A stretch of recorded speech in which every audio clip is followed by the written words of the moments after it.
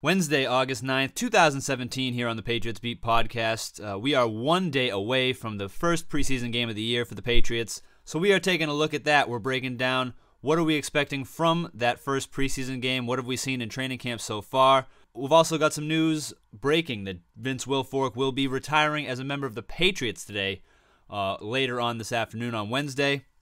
And we'll also be talking with Alex Barth of CLNSmedia.com about various things. What has he taken away from training camp so far? What is he expecting from game one? And what does he think about this Tom Brady concussion story? All that and more here on the Patriots Beat podcast, powered by CLNS Media Network. This is Larry H. Russell speaking on behalf of the network, thanking you once again for downloading the Patriots Beat podcast here on CLNS Radio, the leading online provider of audio-video coverage for New England professional sports. Download the free CLNS Radio mobile app for your iPhone or Android for immediate and convenient access to all the content available on the CLNS Radio YouTube channel, podcasting network, and clnsradio.com. Now, on to another edition of Patriots Beat. Take it away, Harris. Welcome, everybody, to the Patriots Beat podcast, episode number 206 here on CLNS Media Network. You guys can follow us on Twitter at CLNS Media. You can also follow us on Twitter at Patriots_beat. I'm Michael Andre here. We've got a great show for you guys. We are 1 day away from the first preseason game, the preseason opener, the official start to the football season for the New England Patriots, and we're excited. I mean, we've got a lot of stuff to talk about. The Patriots have had joint practices with the Jacksonville Jaguars, who will be their opponent tomorrow night. They had joint practices on Monday and Tuesday of this week. A lot of good stuff out of there. We're going to talk with our good buddy Alex Barth of CLNSmedia.com a little later on in the show about what he saw and what he thought of the joint practices and training camp as a whole. We'll talk about that. We've also got some news. Vince Wilfork retiring from the NFL. He's going to make his retirement announcement later on today at Gillette Stadium, and you would assume retire as a member of the Patriots. So that's great to hear. We'll talk a little bit about Vince Wilfork and his career. And we'll finish off with a couple thoughts on the Tom Brady concussion story that broke not too long ago, maybe over the weekend. Tom Brady won't say to anybody that he had concussions. He's saying that, my medical history is private. Don't ask me about it, all that. We all remember Giselle, his wife, came out and said on TV that, oh yeah, Tom's had concussions. She was kind of nonchalant about it.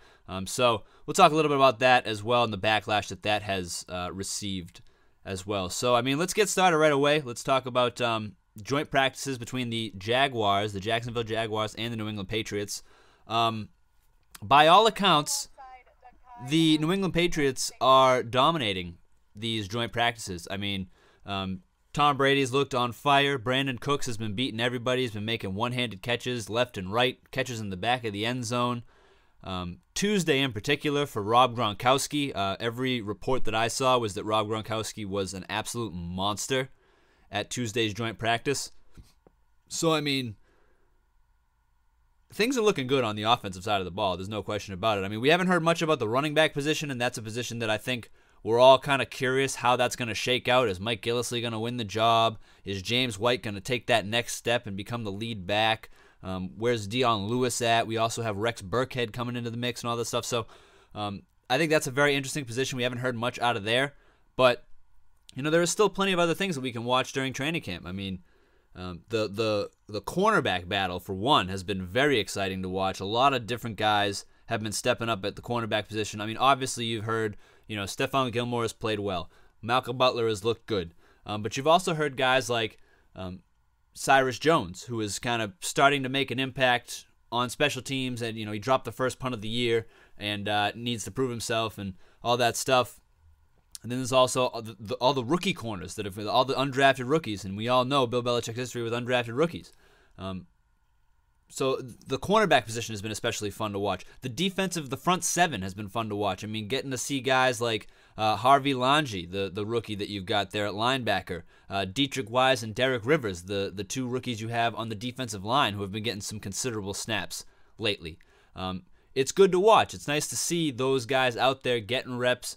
Derek Rivers had reps with the first team defense on Tuesday's joint practice against the Jaguars. So A lot of fun stuff to watch, a lot of good stuff to see. We're going to ask, like I said before, we're going to ask Alex Barth of CLNS Media Network what he thought of the 2 days of joint practices leading up to the Patriots and Jaguars will have a walkthrough together today before their preseason opener tomorrow night on Thursday Night Football. So what are we expecting from this game on Thursday night, tomorrow night, Thursday Night Football? Preseason opener for the Patriots. Well, we're not likely to see many of the stars of the team. We're probably only, if we see the first team offensive unit, it will be for one series at the very beginning of the game, whether it's 3 plays or 5 plays or whatever. I don't think we'll be seeing much of them. I don't think we'll really see much of them at all. I think it'll probably be mostly the Jimmy Garoppolo, Jacoby Brissett show tomorrow night, which is still fine because there's things that need to be worked out that don't necessarily have to do with the offense. I already mentioned the third cornerback spot needs to kind of start getting worked out. The guys who are going to be battling for that spot, because you're not going to see Butler, you're not going to see Gilmore, I doubt, a lot of the defensive starters you won't see either. So guys like Harvey Langi are going to have to step up. Guys like Derek Rivers and Dietrich Wise are going to get legitimate playing time to see, how do they look in the NFL against NFL competition. All these rookie corners that we're talking about. Also guys like Cyrus Jones. He's going to need to do some things in the preseason this year to open some eyes and lock him up a roster spot.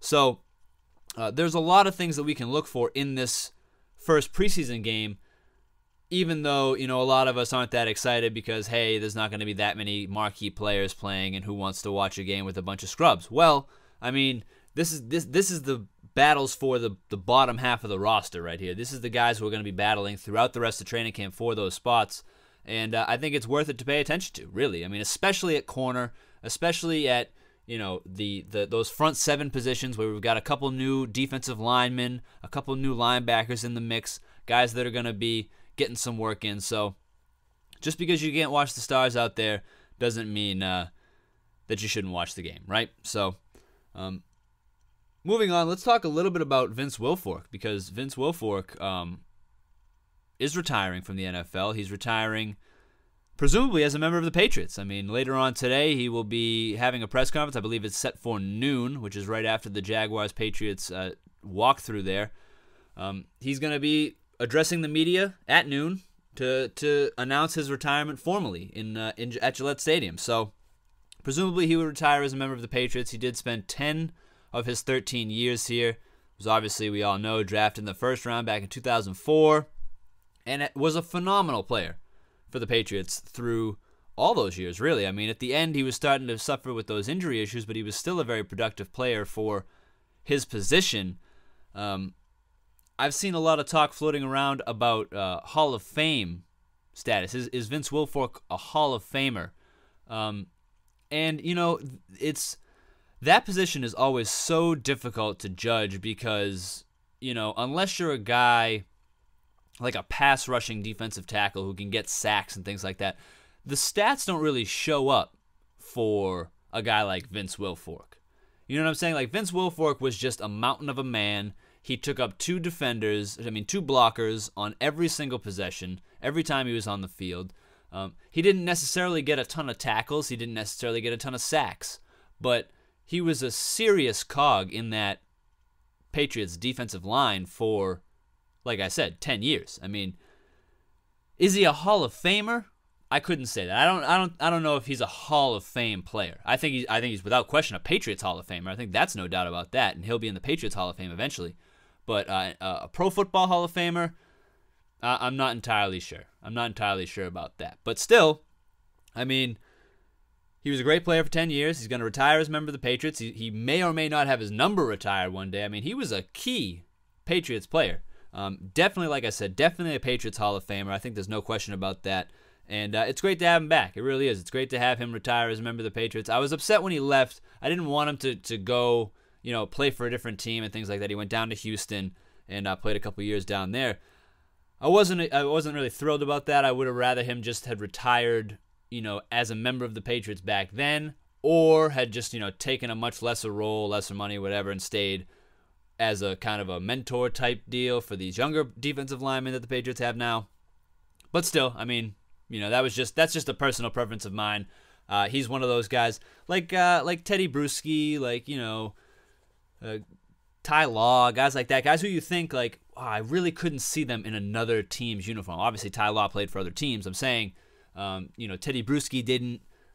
Guys like that, guys that you picture as Patriots. Tom Brady. Tom Brady is a guy who, despite what everyone says, that like Belichick will get rid of him if he wants to keep playing and all that stuff, I could never see Tom Brady playing in another team's uniform. I just couldn't see it. I couldn't see, at the time, Vince Wilfork playing in another team's uniform. I just thought he was number 75 for the Patriots. That was Vince Wilfork. Same with, like I said, Teddy Bruschi, guys like that. So it's good to have him back. It's definitely good to have him back here as a member of the Patriots retiring for the final time. So, look, let's take a quick break right here. We're going to take a quick break, and we're going to come back, and we're going to talk to Alex Barth of CLNSmedia.com. We're going to get his thoughts on what he's seen from training camp so far this year over the first couple weeks. What is he expecting for Thursday night's game? And what does he think about Tom Brady and all this concussion talk and things like that? So we'll take a quick break, and we'll be back with Alex Barth. Every employer knows that a crucial part of any successful business is hiring the right employees. But posting a job in one place isn't enough to find those quality candidates. If you want to find the perfect hire, you need to post your job to all of the top job sites, and now you can. With ZipRecruiter, you can jumpstart your hiring in 2017. Post your job to 200-plus job sites, including social media networks like Facebook and Twitter, all with just a single click. Find candidates in any city or industry nationwide. Just post once and watch the qualified candidates roll into ZipRecruiter's easy-to-use interface. No more juggling emails or calls to your office. Now you can quickly screen candidates, rate them, and hire the right person fast. Find out today why ZipRecruiter has been used by over 1 million businesses nationwide. And right now, my listeners can post jobs on ZipRecruiter.com for free by going to ZipRecruiter.com/sportsfan. That's ZipRecruiter.com/sportsfan. One word, sportsfan. One more time to try for free. Go to ZipRecruiter.com/sportsfan. All right, and we are here with Alex Barth, the host of the Patriots pregame show here on CLNS Media Network. How's it going, Alex? What's up? Good. How you doing, Mike? I'm good.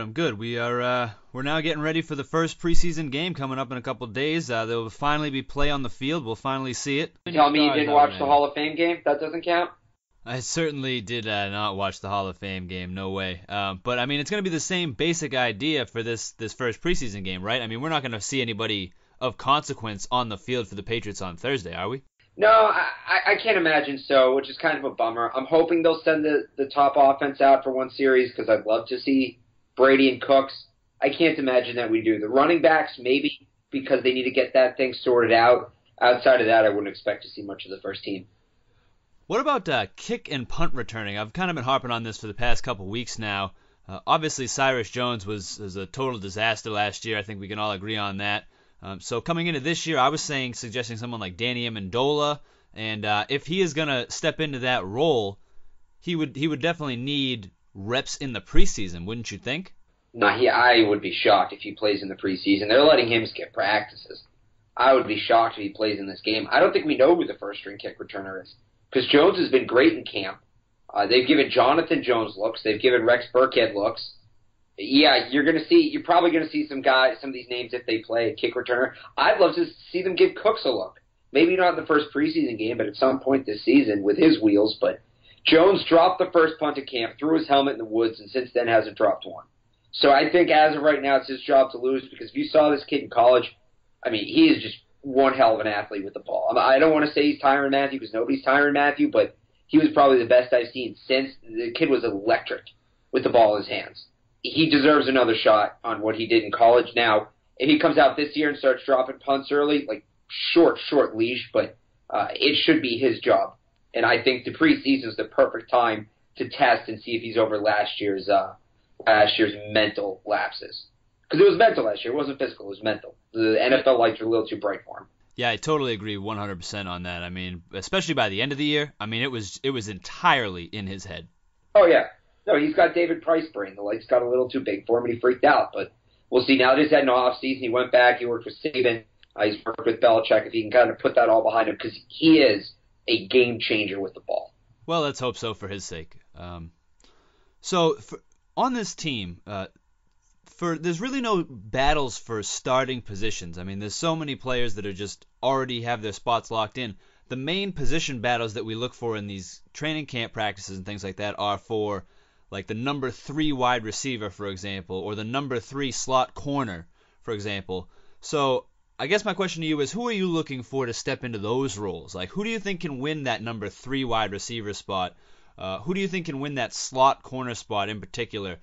Who do you think can win, the linebacker spot behind Dante Hightower and Landon Roberts? Who's going to step into these different roles?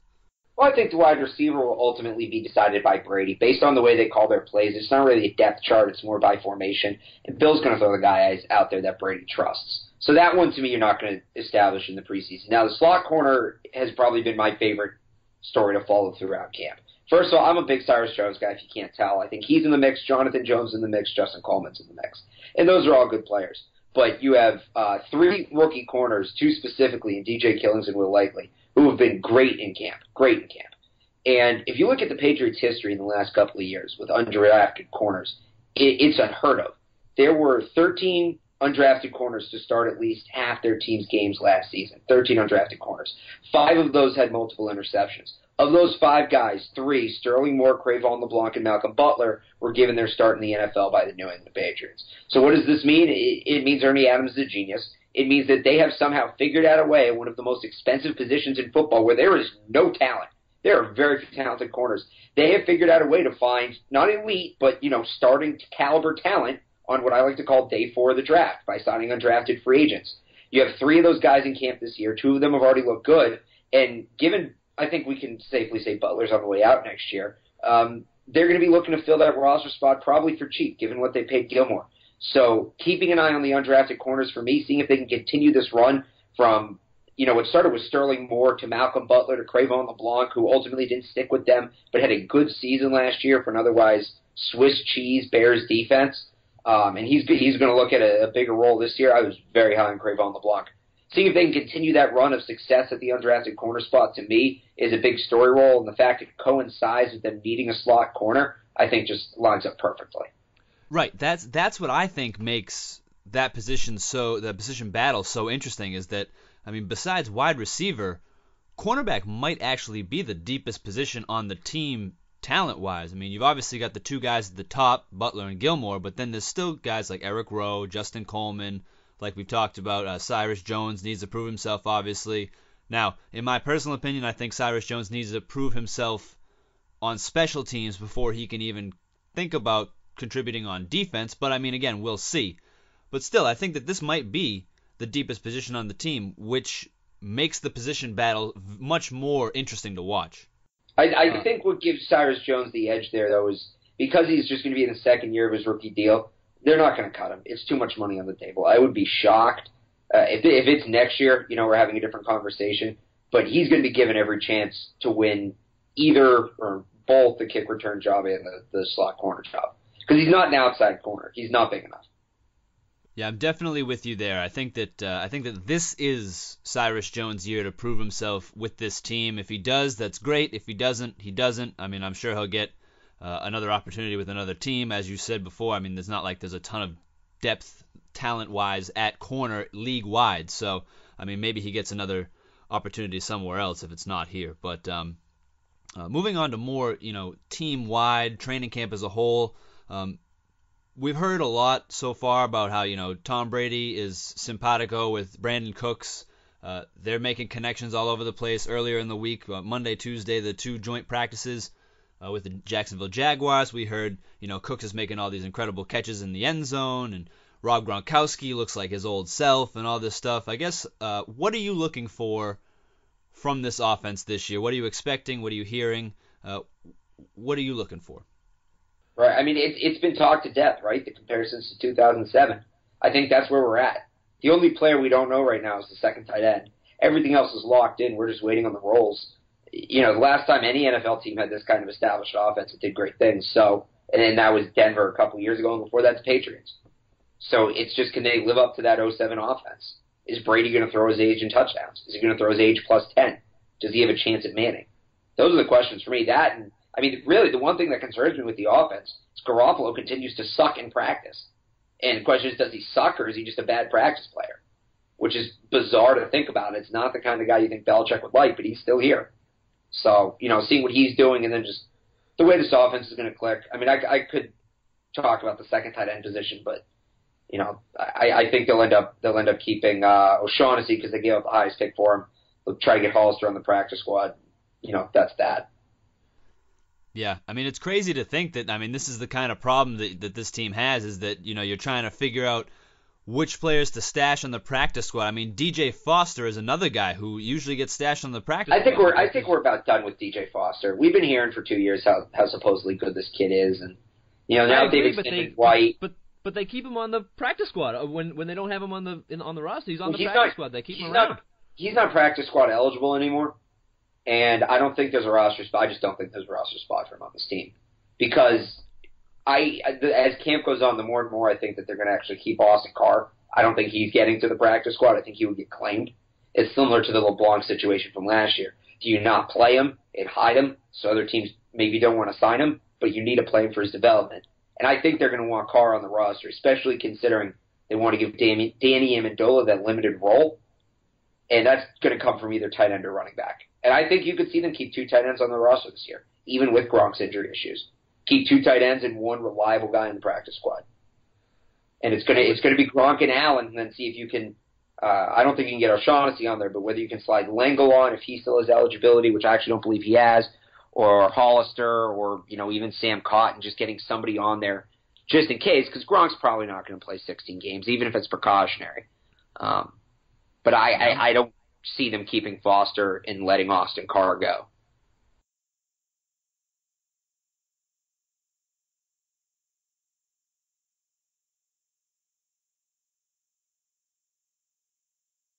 He's earned his roster spot on any other team in the NFL at this point. They're just so loaded at that position. Yeah, it's crazy to think about. I mean, the Patriots and they had 6 wide Hawkins receivers. too. Remember, they had Hawkins too, and he retired. He retired with good reason. I mean, he absolutely. even said it himself. He said, "I don't even think I can compete to get a roster spot on this team." Right, and I wanted them to keep him when they had him, but yeah, it's just. I don't want to say it's too much there because it's always good, but no, you're gonna have to fight for playing time at that position, especially with the way Brandon Cooks is playing. I mean, this guy, he's gonna be a top 5 wide receiver this year. Look, last year, him and Michael Thomas weren't happy playing together. They changed Brandon Cooks' role. Cooks wasn't happy about that. They had to get rid of one of them. I'm not complaining, but the Saints got rid of the wrong guy. Thomas is good, but I mean, there's other Mike Thomases, not as good as him, but there's other Michael Thomas type guys in this league. Big body wide receiver, yeah. Right. I can't think of another guy in this league that has Brandon Cook's speed and his ability. There's a lot of 4-3 guys you can go get. You can go get Ted Ginn, but Ted Ginn's not going to make that catch Cooks made the other day in practice. Ted Ginn's not going to come on a dime like Brandon Cooks does. I mean, the Saints screwed this one up bad, and I think they expect us to get Butler back too. They traded the wrong guy for way too little, and he is going to tear through this year. Look, Belichick I agree with said, you. I thought the Butler trade was like a foregone conclusion. I said, well, right. You're going to give a Butler, you're going to get Cooks. Too. And I think they thought that too. And why would Belichick? The trade's already completed. Why would Belichick honor that? And I don't know if this has ever been confirmed, but there's the story that when Bill Belichick traded for Randy Moss in the midst of Spygate, he said they're punishing me when it's criminal what the Raiders have done to Randy Moss's career, the way they misuse him. Belichick, and we all know his tendency to find players offense or defense that he doesn't think are being used right and find the role for him. He usually clicks. And people have been saying that Belichick's been talking about how the Saints misused Brandon Cooks. So he's using the same quote to describe Randy Moss's situation in Oakland to describe Brandon Cooks' situation in New Orleans. Remember, Randy Moss was bad in Oakland. He was bad. He was a non-factor. Brandon Cooks was still a borderline all-pro in New Orleans. So imagine if a multiple 1,000-yard receiver. Right. So imagine if Cooks makes the jump from New Orleans to New England that Moss made from Oakland to New England. Think about that. I mean, you have one of the best receivers in the league at that point. I mean, that's yeah. what you have. But you have Z-Best. You have Z-Best. If he makes, and he's not going to make that jump because it's unrealistic. But if he makes that jump, you're looking at an all-time season. I've already said I think Tom Brady's going to throw 43, 44 touchdown passes this year. I think that Brandon Cooks is one of the main reasons for that. I also think that Rob Gronkowski is actually fully healthy this year. I mean, they sat him down for the entire year. They got him on that TB12 diet. hey, if it works, it works. I mean, as long as it keeps his back sturdy and his knees fine, I mean, I'm all for it. But I think that combination of Gronkowski and Cooks together for, 13, 14 games, which is obviously asking a lot of Gronk, but I think that's how it's going to happen. Plus, you've got, Edelman, Amendola, Chris Hogan, who we haven't even mentioned yet, Malcolm Mitchell, all these different guys. I mean, it is not ridiculous. It's ridiculous to think that Tom Brady won't throw, 44, 45 touchdown passes. I mean, he could come close to 50 this year. Oh, no, he's going to flirt. If everything goes right, and it's a big if, but if everything goes right, he'll flirt with it. If I'm Josh McDaniels, I don't run Gronk inside the numbers until the first playoff game. I keep him on the outside where he can catch the ball and get out of bounds. You have all these weapons. There's no need to put him in harm's way until you get to the postseason. There's no reason to. He should be at about 30 snaps a game to start the season. And then once you get to the playoffs, you jack that up to about 50. I hope they did. They did it a little bit last year.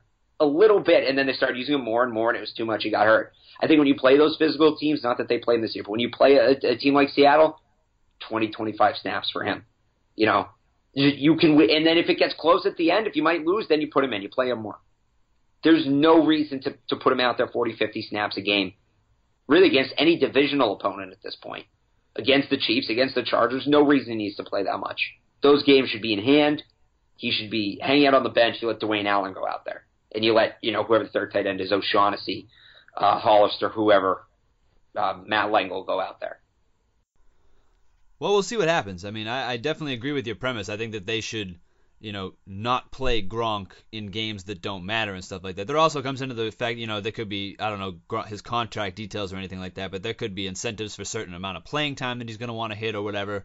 I don't know, but, I mean, I agree with your premise that you don't want him playing in those meaningless games. I believe when he just restructured his contract, the incentives is games played, not downs played. And I think that's why they did it like that. I'm not positive, but I believe that's the way they did it. Yeah, that would make sense for someone like Gronk.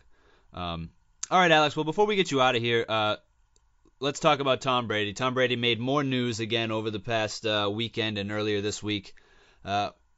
In terms of concussions, obviously we remember Giselle went on TV a couple months ago and said, yeah, Tom's had concussions, blah, blah, blah, blah. Kind of said it nonchalantly on a talk show. Tom Brady hasn't admitted that, he's had concussions. He also hasn't called his wife a liar or anything like that. So I guess, so where do you stand on this? Because I tend to agree with him with Brady's explanation, which is, it's my medical history, it's none of anybody's business and all that. But there's all this talk saying, Brady should admit that he had concussions if he did because, for the safety of the game and all these different things. Where do you stand on it and how do you feel? I mean, it's the same old narrative. If it was Peyton Manning, we won't be having this conversation. ESPN's going after Brady again. It's not – Bob Lee, what did he say? Of course it's our damn business. It's not ESPN's business whether Brady's had concussions. They're reporters. They're journalists. And I know those words don't mean much anymore. But if they want to go out, do the digging, and find out if Brady had concussions, I mean, they have every right to do that. That is their business. That is their job. Go dig, be a journalist, find the story, and report it. He doesn't have to tell you. That is not what you should be expecting of him as a reporter. And, I mean, it's just on ESPN again.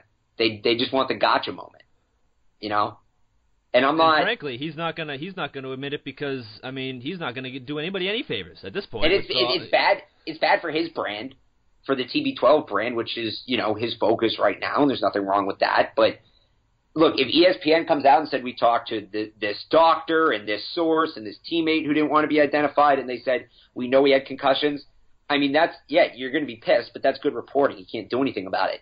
You can't just ask the subject straight up.